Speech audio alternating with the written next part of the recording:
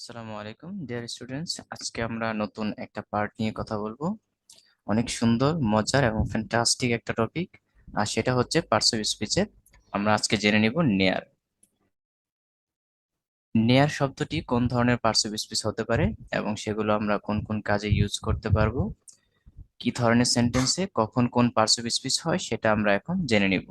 প্রথমত, যদি আমরা একটি এক্সাম্পল লিখি, যেমন এক্সাম্পলটি হতে পারে এইরকম: ড্র, নেয়ার অ্যান্ড লিসেন। ড্র, নেয়ার অ্যান্ড লিসেন। আচ্ছা, এখানে কিন্তু আমরা দেখতে পাচ্ছি নেয়ার একটি শব্দ আছে। এটা কোন ধরনের পার্টস অফ স্পিচ? তো এটা বের করার জন্য আমাদেরকে আগে ভার্ব খুঁজে বের করতে হবে। মূলত এখানে মেইন ভার্বটা হচ্ছে ড্র। ড্র শব্দটি কি ভার্ব না? হ্যাঁ, অবভিয়াসলি এটা হচ্ছে একটি ভার্ব। তাহলে আমরা সেন্টেন্সটির একটু মিনিংটার দিকে যদি তাকাই, তাহলে কি হবে? ড্র, নেয়ার অ্যান্ড লিসেন, অর্থাৎ কাছে এসে শোনো। তাহলে কাছে এসে শোনো, কোথায় আসো? ড্র। ড্র হচ্ছে ভার্ব। ড্র শব্দটা হচ্ছে এখানে মূলত কাম, অর্থাৎ আশাকে মিন করছে, কাম। তাহলে এখানে আসো, কোথায় আসো? এখানে আসো, নিয়ার, কাছে আসো। কেন আসো? কেন, তার মানে ড্র ভার্বকে আমরা আরেকটা প্রশ্ন করতে পারতেছি, সেটা হচ্ছে কি কেন, তাই না? হ্যাঁ, কেন আসো একটা হচ্ছে কোথায়। প্রথম কোশ্চেন আমরা করতে পারলাম কোথায় আসো, কাছে আসো। দ্বিতীয় প্রশ্ন করতে পারছি আমরা কেন আসো, লিসেন, শুনতে আসো, তাই না, শোনার জন্য। তাহলে দেখো, আমরা কিন্তু ইতিমধ্যে করেছিলাম যে কখন, কোথায়, কিভাবে, কেন। চারটা কোয়েশ্চেন ভালো করে মনে রাখতে হবে। একটা হচ্ছে কখন, দুই নাম্বার হচ্ছে কোথায়, তিন নাম্বার হচ্ছে কখন, কোথায়, কিভাবে, কিভাবে, আর চার নাম্বার হচ্ছে কেন। এই চারটি কোশ্চেন ম্যাক্সিমাম ক্ষেত্রে ব্যবহৃত হয়ে থাকে।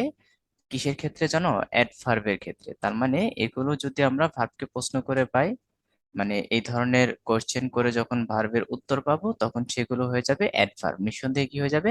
অ্যাডভার্ব হয়ে যাবে। তাহলে দেখো তো, ড্র, ড্র, তাহলে এটা আমরা কোশ্চেন করলাম প্রথমে। ড্র ভার্বটাকে কোথায়, ড্র মানে আসো, কোথায় আসো, নেয়ার, উত্তর পেলাম নেয়ার, তাহলে নেয়ার হচ্ছে একটি অ্যাডভার্ব। আচ্ছা, অ্যান্ড ড্র এবং আসো, কেন আসো, উত্তর পেলাম আমরা লিসেন, শুনতে আসো। তাহলে এখানে নেয়ার একটা অ্যাডভার্ব, তারপর লিসেন আরেকটি অ্যাডভার্ব। বুঝতে পারলাম? তাহলে এখানে আবার একটি অ্যান্ড আছে, তাই না? অ্যান্ড দ্বারা যুক্ত হয়েছে, ঠিক কি না? এখানে কিন্তু একটি অ্যান্ড আছে। তাহলে অ্যান্ড এর আগেও অ্যাডভার্ব, অ্যান্ড এর পরেও অ্যাডভার্ব, ক্লিয়ার? অর্থাৎ অ্যান্ড এর আগে যা বসে, অ্যান্ড এর পরেও কিন্তু তাই। দ্যাট মিনস সেম ওয়ার্ডটি বসে। আগে যদি নাউন থাকে পরেও নাউন হবে, এন্ড এর আগে যদি অ্যাডজেক্টিভ থাকে পরেও অ্যাডজেক্টিভ হবে, এন্ড এর আগে যদি অ্যাডভার্ব থাকে পরেও অ্যাডভার্ব হবে, এন্ড এর আগে যদি প্রিপোজিশন থাকে পরেও প্রিপোজিশন হবে, এন্ড এর আগে জেরান থাকলে পরেও জেরান, এন্ড এর আগে পার্টিসিপল থাকলে পরেও পার্টিসিপল। অনেক ইম্পর্টেন্ট একটি নিয়ম আমরা শিখে ফেললাম।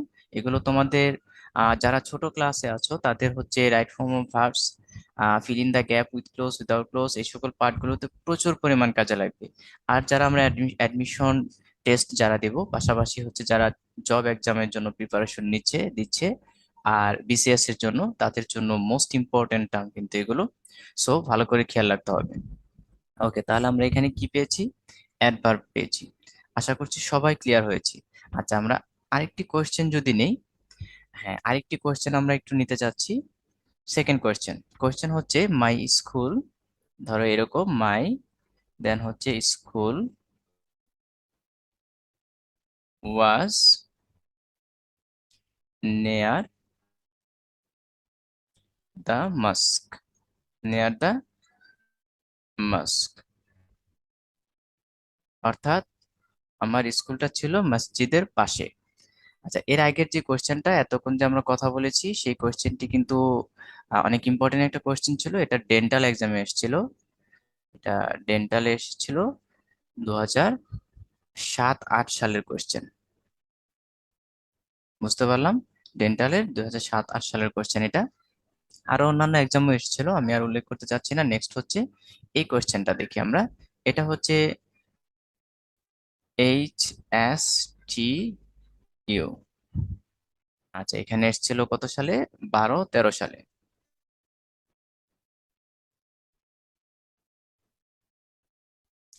আচ্ছা, এখন আমরা এখানে খুঁজে বের করব। এখানে হচ্ছে my school was near the mask. এখানে নিয়ার শব্দটা কোন পার্টস অফ স্পিচ সেটা আমাদেরকে একটু জানতে হবে। এখানে মূলত হচ্ছে শেষে যেটা দেয়া আছে, এই ওয়ার্ডটি হচ্ছে কি, এটা ফ্রেজ আকারে আছে যেহেতু দুটি ওয়ার্ড, এটা হচ্ছে নাউন, তাহলে নাউন ফ্রেজ। আচ্ছা, নাউন অথবা নাউন ফ্রেজের পূর্বে অথবা প্রোনাউনের পূর্বে কিসের অবস্থান থাকে? প্রিপজিশনের অবস্থান থাকে। তাহলে প্রিপজিশন, প্রি মানে পূর্বে, পজিশন মানে অবস্থান, কার পূর্বে অবস্থান? নাউন অথবা প্রোনাউনের পূর্বে অথবা নাউন ফ্রেজের পূর্বে। ক্লিয়ার? তাহলে এখানে যেহেতু নাউনের পূর্বে অবস্থান করছে, সো এখানে নেয়ার শব্দটি হচ্ছে কি? নেয়ার শব্দটি হচ্ছে এই সেন্টেন্সটির মধ্যে প্রিপজিশন। আশা করছি বিষয়টা একদমই ক্লিয়ার, তাই না? ওকে, তাহলে এখানে কিন্তু এটা নেয়ার শব্দটি হচ্ছে প্রিপজিশন। ওকে, মাশাআল্লাহ, তাহলে আমরা এটাও বুঝে ফেললাম। তো আরেকটি কোশ্চেন যদি আমরা নেই, অনেক ইম্পর্টেন্ট একটা কোশ্চেন। কোশ্চেনটা আমরা একটু দেখে নিই। আচ্ছা, অনেকেই আরেকটা বিষয় ক্লিয়ার করে দিচ্ছি। অনেকেই প্রশ্ন করতে পারো, ভাইয়া তাহলে এখানে নেয়ারটা নাউনের পূর্বে অ্যাডজেক্টিভ কেন হলো না? আচ্ছা, এটা যদি একটু ভালো করে বোঝার চেষ্টা করো, যে এখানে নেয়ার যে শব্দটা আছে, আমি বারবারই বলে থাকি যে অ্যাডজেক্টিভটাকে সেন্টেন্স থেকে উঠিয়ে দিলে সেন্টেন্সের কোনো ক্ষতি হয় না, অর্থাৎ মিনিংফুল থাকে। এখন এটা যদি অ্যাডজেক্টিভ হইতো নেয়ারটা, তাহলে এটাকে তুমি বাদ দিয়ে দাও, দেখো তো সেন্টেন্সটা, মূল সেন্টেন্স কি থাকে? My school was the mosque, মানে আমার স্কুলটি ছিল মসজিদ, হলো? মিনিং কিন্তু আর হলো না। আমার স্কুলটি ছিল মসজিদ, বিষয়টা কিন্তু তা না। এখানে হচ্ছে আমার স্কুলটা ছিল মসজিদের পাশে। বুঝতে পারলাম? তার মানে এখানে নেয়ার কিন্তু একটা এক্সট্রা মিনিং দিচ্ছে। নেয়ারটাকে বাদ দিলে আর সেন্টেন্সের অর্থই ঠিক থাকে না, তখন অর্থটা চেঞ্জ হয়ে যায়, মানে স্কুলটাই মসজিদ হয়ে গেল। না, মূলত স্কুলটা তো আর মসজিদ ছিল না, স্কুলটা ছিল মসজিদের পাশে। ঠিক আছে? ওকে, তাহলে ইম্পর্টেন্ট আরেকটা কোশ্চেন আমরা সলিউশন করে নিব এখানে। দেখি, কোশ্চেনটা হচ্ছে দ্য এক্সামস ওয়ার, দেখো, দ্য এক্সামস, দেন হচ্ছে were drawing, the exams were drawing near. এ হচ্ছে একটি কোশ্চেন। এই কোশ্চেনটাও কিন্তু অনেক ইম্পর্টেন্ট। কোথায় আসছিল তাহলে সেটাও একটু দেখিয়ে দেখিয়ে নিয়ে আগে তোমাদেরকে। আচ্ছা, এর আগে যেটা HSTU, এটা নিয়ে যদি কারো কোশ্চেন হয়, এগুলো আমি বিগত ক্লাসগুলোতে বলেছিলাম। HSTU হচ্ছে হাজী মোহাম্মদ দানেশ বিজ্ঞান এবং প্রযুক্তি বিশ্ববিদ্যালয়, যেটা। আর এখানে আমরা একটু দেখে নিব। এই কোশ্চেনটা অলমোস্ট সেম কোশ্চেনটা হচ্ছে 25তম BCS এক্সাম এসেছিল। 25তম BCS এক্সাম। আচ্ছা, তারপর আসছিল হচ্ছে রাজশাহী বিশ্ববিদ্যালয় ভর্তি পরীক্ষায় এসেছিল এই কোশ্চেনটা। মূলত হচ্ছে 10 সালে আসে, 9-10 সালে। তারপর খুলনা বিশ্ববিদ্যালয়ে আসে এই কোশ্চেনটি, প্রায় সেম কোশ্চেনটি আসে 12-13 সালে। তারপর হচ্ছে প্রায় সেম কোশ্চেনটি হচ্ছে BRUR, বেগম রোকেয়া ইউনিভার্সিটি রংপুর, যেটা সেখানে এসেছিল 13-14 সালে এসেছিল এই কোশ্চেনটা। তারপর হচ্ছে BSMRSTU, হ্যাঁ, বঙ্গবন্ধু শেখ মুজিবে এসেছিল। এটা প্রায় 2বার এসছে। প্রথমত হচ্ছে 15-16 সালে একবার আসে, দেন আবার হচ্ছে 17-18 সালে আসে এই কোশ্চেনটাই। তাহলে বুঝতেই পারছি খুবই ইম্পর্টেন্ট কোশ্চেন। এছাড়াও ন্যাশনাল ইউনিভার্সিটি ভর্তি পরীক্ষায় এসেছিল কোশ্চেনটি 2008-9 সালের দিকে। ওকে, তাহলে এটার ইম্পর্টেন্সটা আমরা দেখে নিলাম, এখন আমরা সলিউশন করে ফেলি। এখন আরেকটু মজা লাগবে সলিউশন করতে, তাই না? যেহেতু ইম্পর্টেন্স কতটুকু গুরুত্বপূর্ণ সেটা আমরা দেখে নিলাম। তাহলে এখানে মূলত আন্ডারলাইন করা ছিল হচ্ছে নেয়ার শব্দটা কোন ধরনের পার্টস অফ স্পিচ সেটা আমাদেরকে খুঁজে বের করতে বলা হয়েছিল। তো এখানে আমরা একটু দেখবো, দ্য এক্সামস ওয়্যার, মানে পরীক্ষাগুলো ছিল দ্য এক্সামস ওয়্যার ড্রয়িং নেয়ার। কি, পরীক্ষাটা কাছাকাছি ছিল, তাই না? আচ্ছা, এখন হচ্ছে ঘটনা হচ্ছে দ্য এক্সামস ওয়্যার ড্রয়িং নেয়ার। দেখো,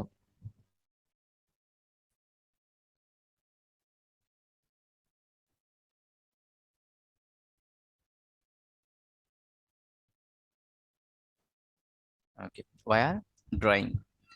ওয়ার ড্রয়িং মানে কি? ঘনিয়ে আসা বা চলে আসা। কোথায় চলে এসেছিল? কোশ্চেন করো ওয়ার। ওয়ার দিয়ে কোশ্চেন করো মানে কোথায়। উত্তর কি পেলাম? নেয়ার, মানে কাছেই চলে এসেছিল। অর্থাৎ এক্সাম গুলো কাছেই চলে আসছে, অর্থাৎ ঘনিয়ে আসছে এরকম। তাহলে আমরা কিন্তু ওয়্যার দিয়ে কোশ্চেন করে উত্তর পাচ্ছি নেয়ার। তাহলে এমপিটি না, ম্যানার, প্লেস, টাইম, কখন, কোথায়, কিভাবে, কেন। হ্যাঁ, এই কোশ্চেন গুলো করলে যে উত্তরটা পাওয়া যায় সেটা হয়ে যায় সাধারণত অ্যাডভার্ব। ওকে, আমরা ইজিলি কিন্তু বুঝতে পেরেছি এখানে নেয়ার হচ্ছে অ্যাডভার্ব। আর মূলত আরেকটা বিষয় যদি আমরা চিন্তা করি, ওয়্যার ড্রয়িং ঘনিয়ে এসেছিল কোথায়? কাছে। তার মানে এখানে নেয়ার ভার্বটা কিন্তু আলটিমেটলি, নেয়ার তো ভার্ব না, নেয়ার যে ওয়ার্ডটা আছে এটা কিন্তু আলটিমেটলি ওয়ার ড্রয়িং কে মডিফাই করছে। ঠিক আছে? যেমন হচ্ছে এখানে যদি আমরা দিয়ে দিতাম এরকম, দ্য এক্সামস ওয়ার কামিং নেয়ার, যদি এরকম হয়তো, তাহলে কাম ভার্বটাকে মডিফাই করতো, মানে কাছে চলে এসেছিল এরকম। আবার হি কেম নেয়ার, সে এসেছিল কাছে। কোথায় এসেছিল? কাছে এসেছিল। ওকে, তাহলে এক হচ্ছে এই ওয়্যার ড্রয়িং, এই ভার্বটাকে আমরা ওয়্যার দিয়ে কোশ্চেন করলে উত্তর পাচ্ছি নেয়ার, শীঘ্রই অথবা কাছে চলে এসেছে, এটা পাচ্ছি, সো অ্যাডভার্ব। আবার হচ্ছে নেয়ার, নেয়ার যে ওয়ার্ডটি আছে এটা ওয়্যার ড্রয়িং ভার্বকে মডিফাই করছে, দ্যাটস ওয়াই এটা অ্যাডভার্ব।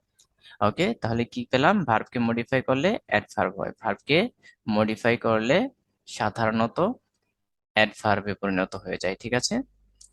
ভার্বকে কাকে মডিফাই করলে? ভার্বকে মডিফাই করলে সাধারণত অ্যাডভার্ব হয়ে যায়, এটা হচ্ছে প্রথম কথা। আর দ্বিতীয় কথা হচ্ছে ম্যানার, তারপর হচ্ছে প্লেস, এরপর হচ্ছে টাইম। Manner, place, time, এমপিটি। এমপিটি আরেকটা সাথে আমরা অ্যাড করেছি, সেটা কি? সেটা হচ্ছে ওয়াই। ওয়াই মানে কেন, তাই না? আচ্ছা, এই কোশ্চেন গুলো করলে কখন, কোথায়, কিভাবে, কেন, যে উত্তরটা আমরা পেয়ে যাব ভার্বকে করে, সেই উত্তরটি হয়ে যাবে সাধারণত অ্যাডভার্ব। ওকে, তাহলে আশা করি সবাই বুঝতে পেরেছি। আমরা তাহলে নেয়ারকে কি কি রূপে পেলাম?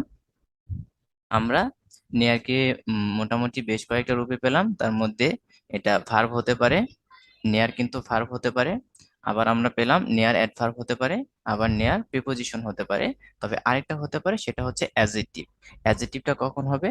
যেমন আমরা যদি একটা সেন্টেন্স এভাবে নিয়ে নিই, যেমন হি ইজ আ নেয়ার রিলেশন। দেখো, হি ইজ এ নেয়ার রিলেশন, এভাবে লিখলাম সেন্টেন্সটা। তাহলে এখানে নেয়ারটা কি? অর্থ কি? অর্থ হচ্ছে সে নিকট আত্মীয়, সে হলো একজন নিকট আত্মীয়। তাহলে এখানে রিলেশন হচ্ছে নাউন, আর নাউনকে মডিফাই করছে হচ্ছে নিকট আত্মীয়। ওকে, নিয়ার। তাহলে নাউনকে মডিফাই করলে তখন সেটা কি হয়ে যায়? তখন সেটা অ্যাডজেক্টিভে পরিণত হয়ে যায়। ঠিক আছে? তাহলে আমরা নেয়ারটাকে কি কি রূপে দেখতে পেলাম? আমরা নেয়ারকে মোটামুটি বেশ কয়েকটি রূপ দেখতে পেলাম নেয়ারের। তার মধ্যে প্রথমত হচ্ছে নেয়ার ভার্ব হিসেবে ইউজ হতে পারে। কি? নেয়ার ভার্ব হিসেবে ইউজ হতে পারে। আবার হচ্ছে নেয়ার অ্যাডজেক্টিভ হিসেবে ইউজ হতে পারে। আবার হচ্ছে নেয়ার অ্যাডভার্ব হিসেবে ইউজ হতে পারে। আবার নেয়ার প্রিপোজিশন হিসেবে ইউজ হতে পারে, প্রিপোজিশন হিসেবেও ইউজ হতে পারে। আচ্ছা, বলতে পারো তাহলে ভাইয়া ভার্ব হিসেবে কিভাবে ইউজ হয়ে থাকে? আচ্ছা, ভার্ব হিসেবে ইউজ হয়ে থাকে এটার জন্য একটি এক্সাম্পল যদি তোমাদেরকে দেই এভাবে। দেখো, এক্সাম্পলটা হচ্ছে এরকম, দ্য টাইম, কি দেয়া যায়? The time nears. The time nears, সময় ঘনিয়ে আসছে। ওকে, তাহলে দ্য টাইম হচ্ছে সাবজেক্ট। তাহলে এই সেন্টেন্সে তো আর কোনো ভার্বই নাই, তাহলে সাবজেক্ট আছে, একটা সাবজেক্ট পেলাম। সো এখানে নেয়ার, নেয়ারটা হচ্ছে দেখো এস যুক্ত করে দেওয়া হয়েছে, দা টাইম হচ্ছে থার্ড পারসন সিঙ্গুলার, আর এখানে নেয়ার হচ্ছে তাহলে ভার্ব, সময় ঘনিয়ে আসছে। ওকে, একদম ক্লিয়ার। ওকে, সাবজেক্ট আর ভার্ব, দ্য টাইম নেয়ার। যেহেতু আর কোনো অংশই নাই, বাকি অংশ বাদ সেন্টেন্সের, সো তাহলে দ্য টাইম হচ্ছে সাবজেক্ট মানে নাউন, সাবজেক্ট মানে কি? নাউন। আর নেয়ার, নেয়ারটা হচ্ছে এখানে ভার্ব। ওকে, তাহলে আশা করি বিষয়টি সবাই ক্লিয়ার হয়েছি। আমরা তাহলে কি কি পেয়েছি? আমরা পেয়েছি এই নেয়ার শব্দটি ভার্ব হতে পারে, অ্যাডজেক্টিভ হতে পারে, অ্যাডভার্ব হতে পারে, প্রিপোজিশন হতে পারে। অনেক ইম্পর্টেন্ট ভিডিওটি, অনেক ইম্পর্টেন্ট। যাদের বুঝতে একটু প্রবলেম হবে তারা আবারও ভিডিওটি দেখে নিতে পারো, বারবার দেখে নাও, একদম কনসেপ্ট ক্লিয়ার রাখো। বিশেষ করে জিরো থেকে হিরো পর্যন্ত, একদম আপার লেভেল পর্যন্ত, পৃথিবীর যে কোনো প্রান্তরে এই পার্টগুলো থেকে কোশ্চেন আসতে পারে। ঠিক আছে? সো কোনোভাবেই কিন্তু নেগলেক্ট করা যাবে না। আর আমরা তো এগুলোর ইম্পর্টেন্স দেখলামই যে আসলে কতটা গুরুত্বপূর্ণ। ঠিক আছে, তাহলে আজকে এই পর্যন্ত। নেক্সট অন্য কোনো ভিডিওতে কথা হবে। বেঁচে থাকি ইনশাআল্লাহ। আসসালামু আলাইকুম রহমতুল্লাহি ওয়া বারাকাতুহু।